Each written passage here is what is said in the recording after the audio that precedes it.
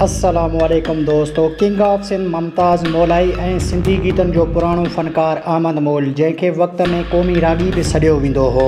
अहमद मुग़ल जो उरूज छो ख़त्म थियो? अहमद मुग़ल उरूज ते हुजण सबबि तकबर में हो। अहमद मुग़ल मुमताज़ मौलाई जी शाइरी वक़्त में छो न ॻाईंदो हो? अहमद मुग़ल तरफ़ां मुमताज़ मौलाई खे न ॻाइण जा कहिड़ा सबब हुआ? कहिड़नि सबबनि जे करे अहमद मुग़ल मुमताज़ मौलाई खां नाराज़ हो?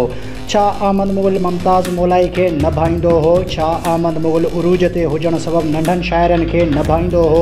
सभई ॻाल्हियूं तव्हांखे हिन ई वीडियो में ॿुधाईंदासीं। सभ खां पहिरियां जेकॾहिं तव्हां असांजे यूट्यूब चैनल ते नवां आया आहियो त महिरबानी करे असांजे यूट्यूब चैनल खे सब्सक्राइब करे घंटी बटन ते क्लिक करे ऐं नोटिफिकेशन ऑल करे छॾींदा। हलूं था पंहिंजे मेन टॉपिक तरफ़। त को दौर हो अहमद मुग़ल खे सॼी सिंध में चाह ऐं शौक़ सां ॿुधो वेंदो हो। सरमन सिंधी खां पोइ अहमद मुग़ल खे सिंध जो क़ौमी रागी सॾियो ऐं सम्झियो वेंदो हो। अहमद मुग़ल खे ज़फ़र ॾेथो ऐं प्यासी नज़र जी शाइरी उरूज ते पहुचायो।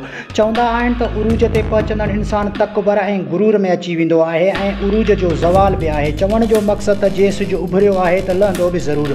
कुझु साल पहिरियां अहमद मुग़ल जो भरपूर उरूज हो ऐं उन वक़्तु मुमताज़ मौलाई हिकु आम इंसान ऐं हिकु नंढो शाइर हो।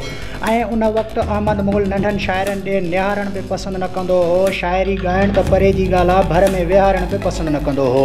ऐं मुमताज़ मौलाई हर ॻाल्हि ऐं हर सितम खे दिलि में दफ़न करे पोइ बि वक़्त सां हलंदो रहियो। नेठि हिकु ॾींहुं अहमद मुग़ल जो उरूज ख़त्म थियो ऐं निगहत नाज़ खां पोइ मुमताज़ मौलाई फ़नकार थियो। मुमताज़ मौलाई खे एतिरी त शोहरत मिली जो सिंध जे नंढे तोड़े वॾे शहर में मुमताज़ मौलाई जा गीत हलणु लॻा।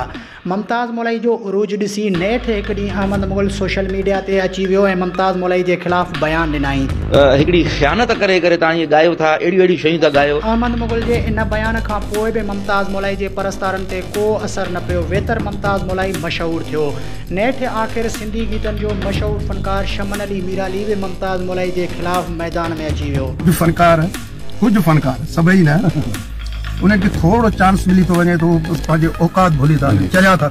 हर कंहिं पंहिंजी असलियत ॾेखारी। मुमताज़ मौलाई ते को असरु न पियो। ॿुधण में ईअं बि आयो आहे त अहमद मुग़ल सरकारी नौकरी हुजण सबबि फ़नकारी जी दुनिया खां परे आहे, पर हक़ीक़त में अहमद मुग़ल खे को बि शाइर पंहिंजी शाइरी ॾियण लाइ तयारु नाहे।